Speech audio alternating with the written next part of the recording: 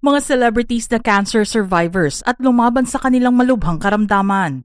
Kay Abad, sa mismong kaarawan ni Kay noong May 17, 2026, ibinahagi niya sa kanyang mga followers ang isang mabigat na journey sa pagpapagamot ng kanyang breast cancer. Hindi inakala ni Kay na mararanasan niya ang magkaroon ng ganoong klase ng sakit dahil pananakit ng tiyan lang ang kanyang ipinunta sa doktor. Pero matapos na sumailalim sa iba pang mga tests, nalaman na malignant ang 5 cm mass na nakita sa kanyang dibdib. Kaya naman nagdesisyon sila ng mister na si Paul J. Castillo na lumipad papuntang Singapore at doon magpagamot. Makalipas ang ilang buwan, masayang inanunsyo ni Kay sa pahintulot ng kanyang doktor na siya ay cancer-free na. Maritoni Fernandez. Isang malaking himala ang buhay ng dating aktres na si Maritoni Fernandez na ngayon ay 26 years ng cancer-free. Matapos ma-diagnose na may stage 2A breast cancer sa mismong 30th birthday niya noong taong 2000, sumailalim siya sa lumpectomy sa Amerika. Sa gabay ng matinding pananampalataya, tuluyan niyang natalo ang sakit. Ngayon ibinahagi niya ang kanyang pag-asa bilang volunteer sa I Can Serve Foundation at entrepreneur sa likod ng Herb All Organic Trading Corporation, ang may hawak sa I Am Worldwide Barley, Gary Valenciano, matapos ang isang emergency open heart surgery noong 2018. Na-diagnose si Mr. Pure Energy Gary Valenciano na may kidney cancer o renal cell carcinoma. Sa kabutihang palad naging matagumpay ang kanyang partial nephrectomy noong June 13, 2018 at idineklara siyang cancer-free. Bukod sa labang ito, higit 4 na dekada na ring pinatutunayan ni Gary V ang kanyang katatagan laban sa type 1 diabetes, bukod pa sa pinagdaanan niyang double bypass surgery. Will Dasovich. Noong August 2017, sa gitna ng kanyang kasikatan, na-diagnose ang 26-year-old Fil-Am vlogger na may stage 3 colon cancer. Sa halip na panghinaan ng loob, ginawa niyang platform ang kanyang YouTube channel upang ipakita ang kanyang cancer journey mula sa surgery hanggang sa chemotherapy. Ang kanyang layunin ay magpakita ng katatagan at maghatid ng pag-asa sa iba. Ang laban na ito ay nagbunga ng tagumpay nang ideklara siyang cancer-free noong unang bahagi ng 2018. Tirso Cruz III.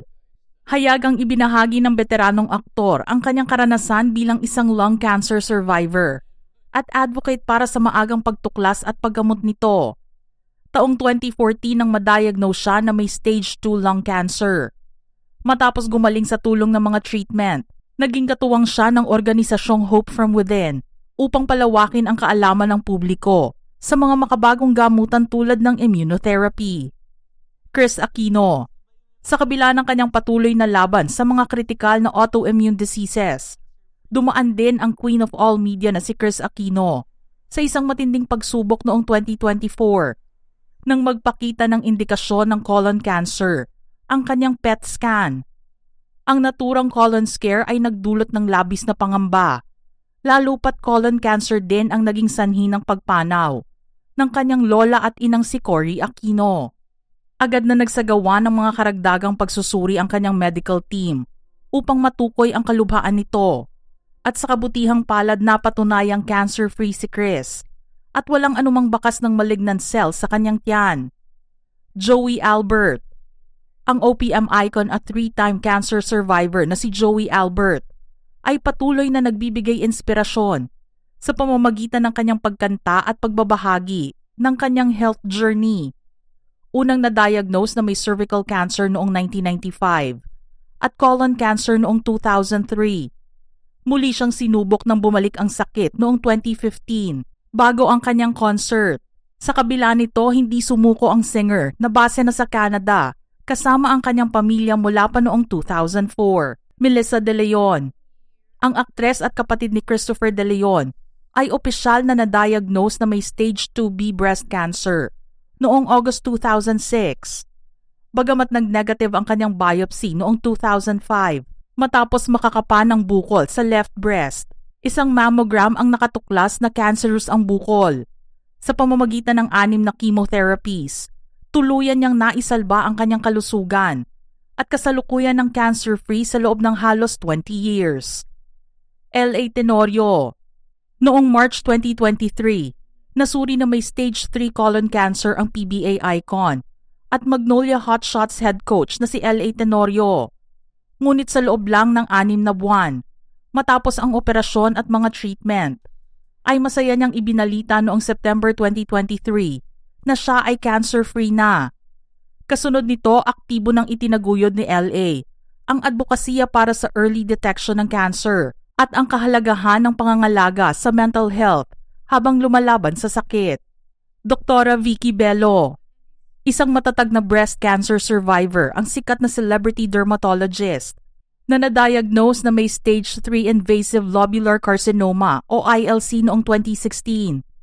Matapos ang matagumpay na pakikipaglaban sa sakit, nakatakda na niyang ipagdiwang ang kanyang ika-10 taon bilang isang cancer-free survivor ngayong darating na December.